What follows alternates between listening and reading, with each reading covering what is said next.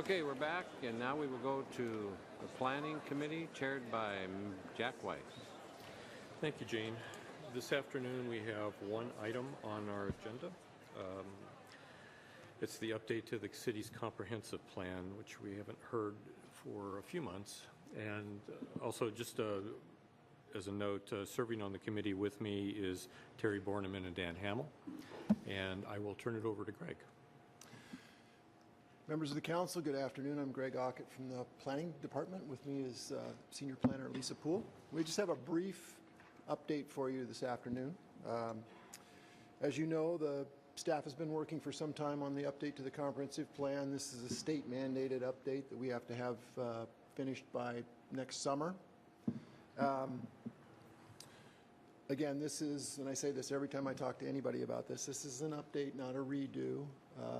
We are going through the existing plan and updating it as necessary. But the plan that we have now was adopted in 2006, and it has, by most accounts, served us very well, and we're not expecting major changes at this point. We do have some focus areas that we developed in conversations with the community and with the Planning Commission. Those are listed under the first bullet there.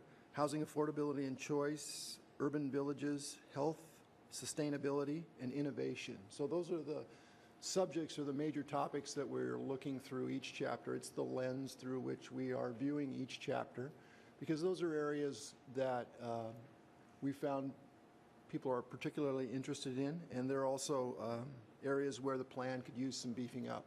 So those are the major focus areas that we're using.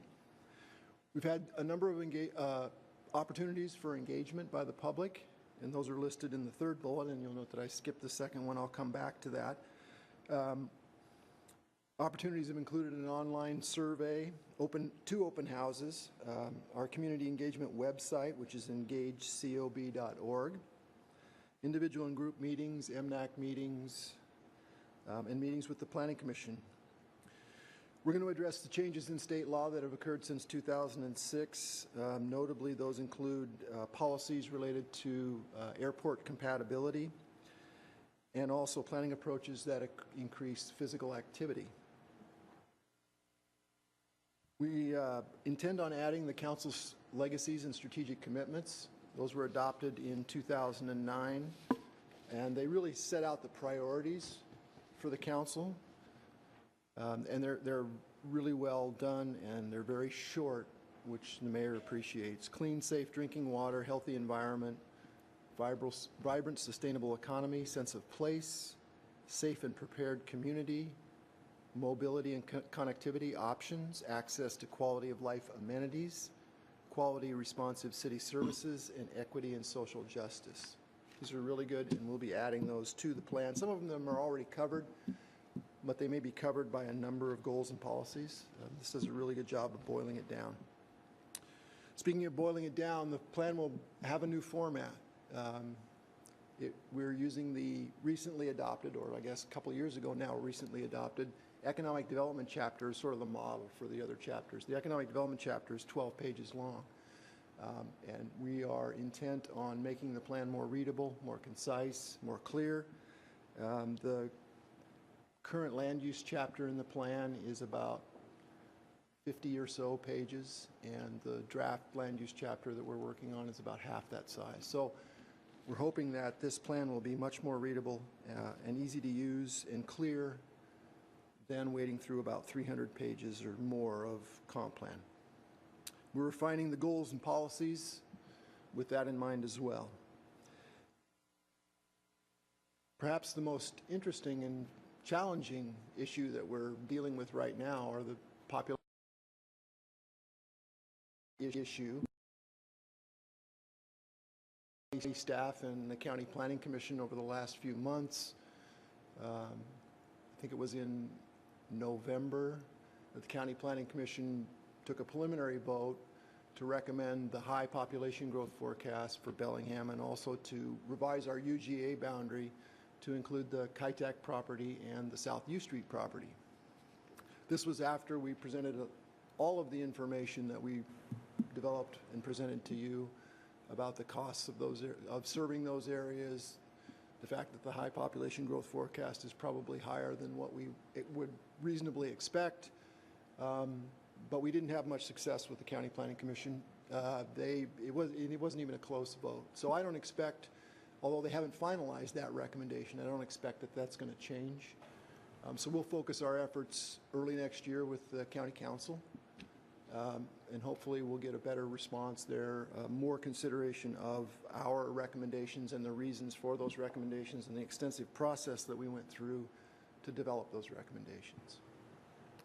The way the process will play out from here on out at the County Planning Commission, we actually thought they were going to finish in this month, but they've punted to January. So we're expecting that they will finish their work in January, and then probably in February, we'll meet with the county for the first time with the County Council.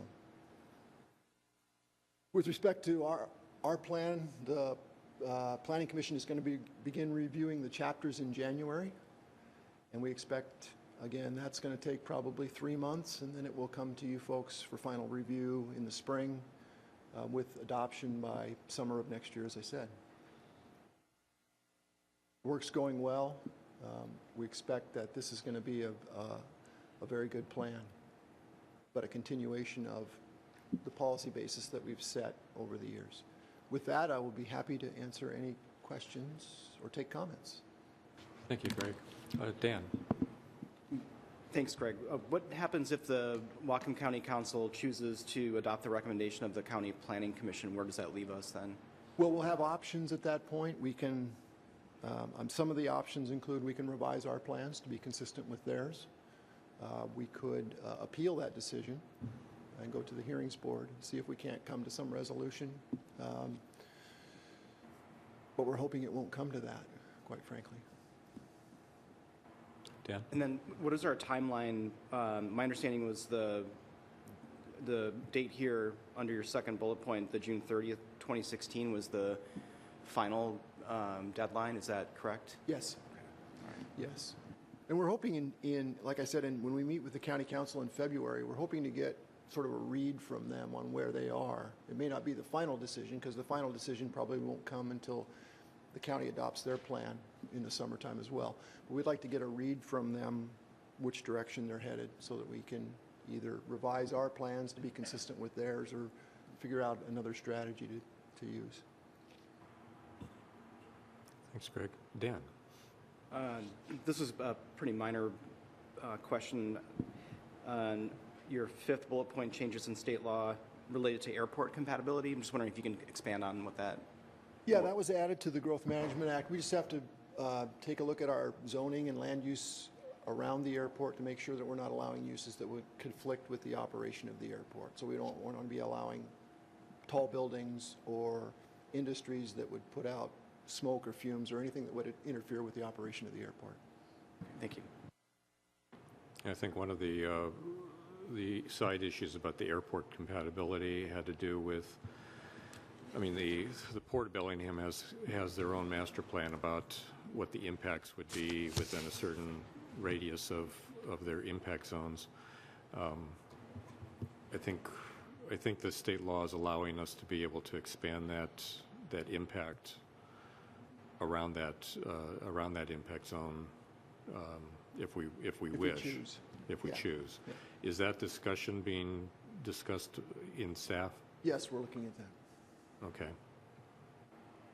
Because I know that at least the Airport Advisory Committee was very interested in that concept. Yes, we've heard from them, yes. And you probably will be by a certain member next year.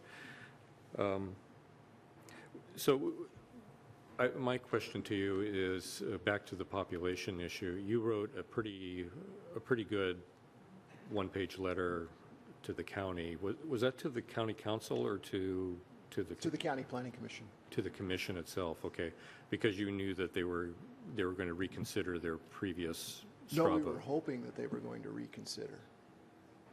Was their vote, was that hard and fast then, and then? No, it was a preliminary vote. Okay. But we were asking them to reconsider that preliminary vote. Okay. And they did not. And I guess the issue is, would it help if the city council provided an additional, I mean, we've already provided our input into the county, but at this point, especially given this preliminary vote, would it be appropriate for the city council to weigh in with some sort of position or vote that would, I guess, reinforce our previous action? I think that may be appropriate when we get to the county council. I don't believe the County Planning Commission is going to change their mind. We have given them all of the information, as I said, that we developed. We gave them the council's findings in the minutes from all our meetings. I think that when we get to the county council, perhaps having a council member there to help with the presentation and explain why the recommendation came the way it did would be helpful, yes. Okay. And since you'll have a lot of free time on your hands, Jack, There you might go. want to be able. But and makes it seriously, good. you were the chair of the planning committee when the recommendation from the city council was developed, so it might be very appropriate for you to participate.